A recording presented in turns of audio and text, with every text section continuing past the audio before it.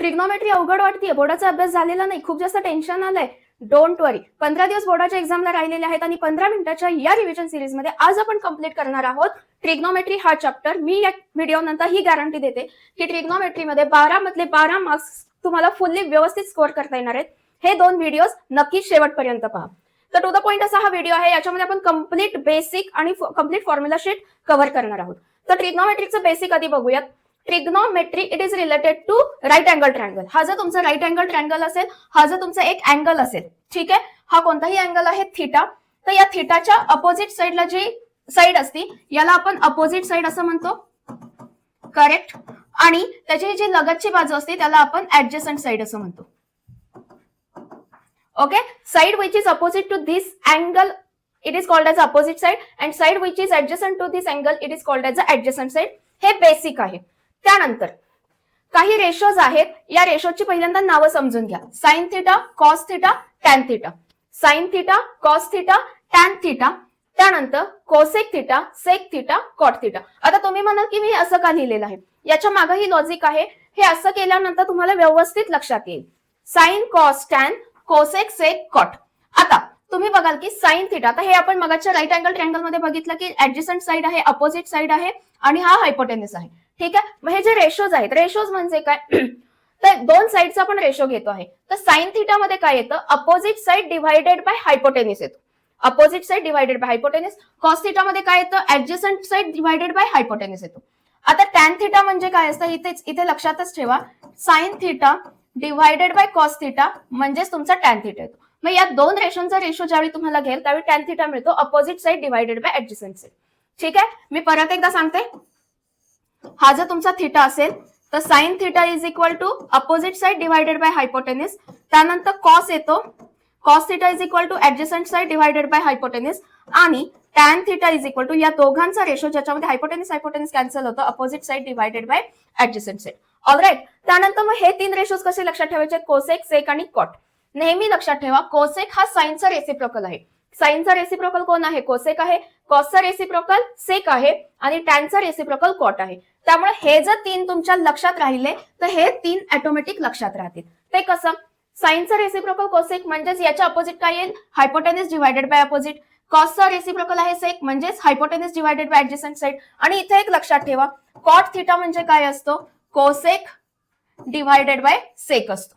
Cosec theta divided by sec theta म्हणजे या दोघांचा रेशो घेतल्यानंतर आपल्याला काय मिळेल, adjacent side divided by hypotenuse. तर हे अशा प्रकारचे तीन रेशो जर तुम्ही लक्षात ठेवले तर 6 रेशोची तुमची तयारी होऊन जाईल. हे खूप जास्त बेसिक रेशोज आहेत आणि याच्यावरती क्वेश्चन विचारतात, बोर्डाच्या एक्झामला याच्यावरती क्वेश्चन विचारतात. जसं की असं देतात की sine A is equal to 3/5. मग याच्यावरून बाकीचे रेशोज काढा किंवा स्पेसिफिक सेक ए काढा, कोसेक ए काढा, टॅन ए काढा. तर ते तुम्हाला काढता आले पाहिजेत योग्य ते फॉर्म्युले वापरून. त्यानंतर स्टँडर्ड आयडेंटिटीज खूप जास्त स्टँडर्ड आहेत ह्या आणि खूप बऱ्याच वेळा बोर्डामध्ये याच्यावरती प्रश्न विचारलेले आहेत. तर या स्टँडर्ड आयडेंटिटीज लक्षात ठेवा. Sine square theta plus cos square theta is equal to 1. पहिली आयडेंटिटी आहे sine square theta plus cos square theta is equal to 1. 1 plus tan square is equal to sec square theta. 1 plus tan square theta is equal to sec square theta आणि 1 plus cot square theta is equal to cosec square theta.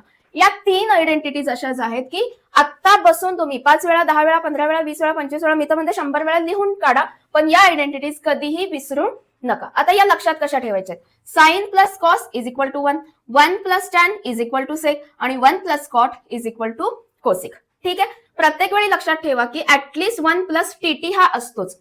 T आणि T हा कधीही सोबत येत नाही, म्हणजे tan square आणि cot square तुमच्या फॉर्म्युलामध्ये कधीही सोबत येणार नाही. याच्यावरून ही आयडेंटिटीज तुम्ही लक्षात ठेवू शकता.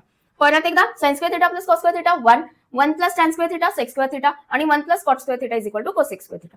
मग याच्यानंतर व्हेरिएशन याचे तुम्ही काही करू शकता, जसं की sine square theta plus cos square theta is equal to 1 आहे. मग साइन स्क्वेअर थिटा काय येईल, हा कॉस स्क्वेअर थिटा इकडे जाईल, 1 मायनस कॉस स्क्वेअर थिटा.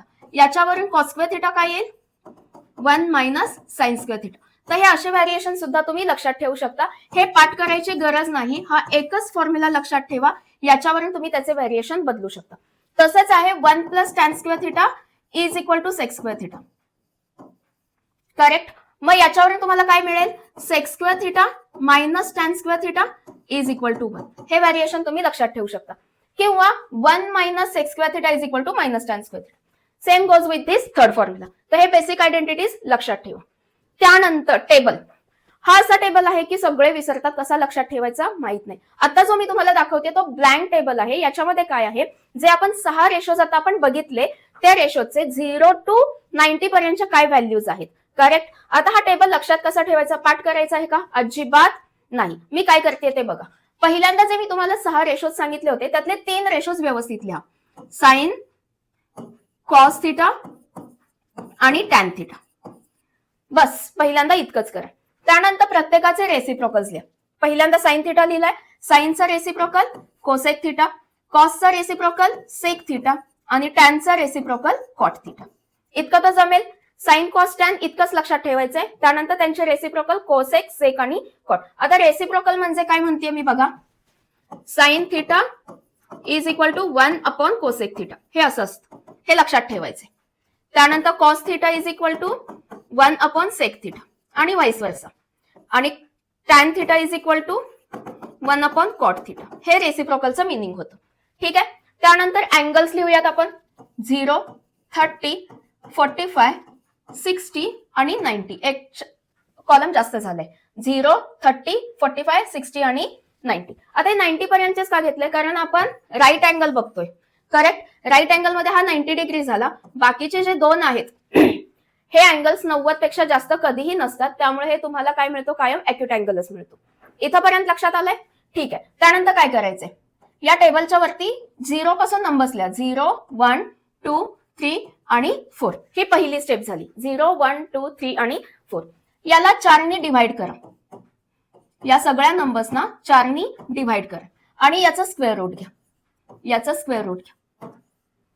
याचा आन्सर काय येतं, 0 डिवायडेड बाय 4 0. याचा आन्सर काय येईल, 1/2. याचा आन्सर 1/√2 आणि याचं √3/2 आणि इथं काय येईल 1. तर या पहिल्या ज्या काही व्हॅल्यूज तुम्हाला हे जे आन्सर मिळाले आहे हे पहिल्या साइन थिटाच्या कॉलम मध्ये लिहायचंय, रो मध्ये लिहायचंय. म्हणजे काय येईल बघा. 0, 1/2, 1/√2, √3/2 आणि 1. ऑलराईट. इथंपर्यंत लक्षात येत आहे. आता कॉस थिटा लिहिताना काय करायचंय, एक्सचेंज करायचंय. म्हणजे साइन 0 ची व्हॅल्यू कॉस 90 ला लिहायची आहे आणि कॉस 90 ची व्हॅल्यू साइन 0 ला. म्हणजे बेसिकली हा जो आहे तो उलटा लिहायचा. हा जो आहे तो उलटा लिहायचा. बघा काय येईल, 1 √3/2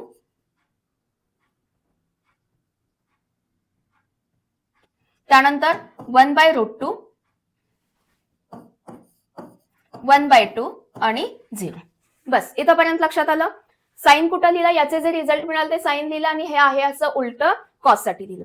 आता तुम्हाला माहितीये की टॅन थिटा म्हणजे काय आहे, साइन डिवायडेड बाय कॉस आहे. टॅन थिटा म्हणजे काय आहे, साइन डिवायडेड बाय कॉस आहे.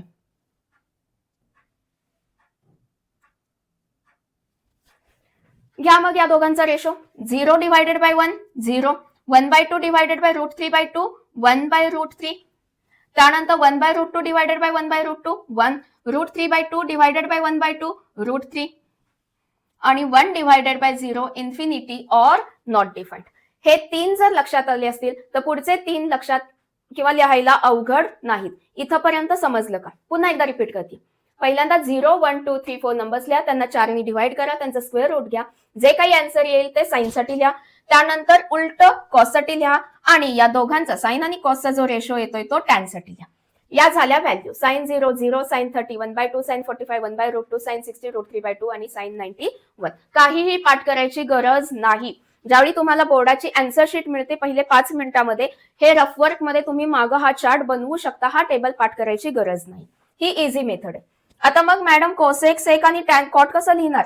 इथं तर दिलंय साइन थिटा म्हणजे काय आहे, 1 कोसेक थिटा. म्हणजे कोसेक साठी याचा रेसिप्रोकल घ्या. याचा रेसिप्रोकल म्हणजे काय येईल, इन्फिनिटी. त्यानंतर याचा रेसिप्रोकल येईल 2, याचा रेसिप्रोकल येईल √2, याचा रेसिप्रोकल 2/√3 आणि इथे 1. सेक साठी कॉसचा रेसिप्रोकल घ्या 1, 2/√3 √2 2 आणि नॉट डिफाइंड.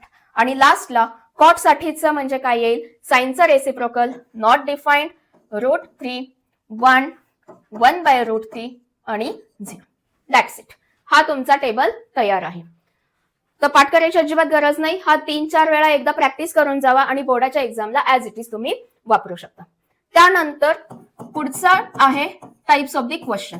हे जे टाइप्स, हे असे टाइप्स आहेत की हे इतकेच तुम्हाला बोर्डाच्या एक्झाम मध्ये करून जायचे आहेत आणि याच्या बाहेरचा एकही प्रश्न विचारणार नाही. हे टाइप्स आपण पुढच्या पार्टमध्ये कव्हर करतो. धन्यवाद.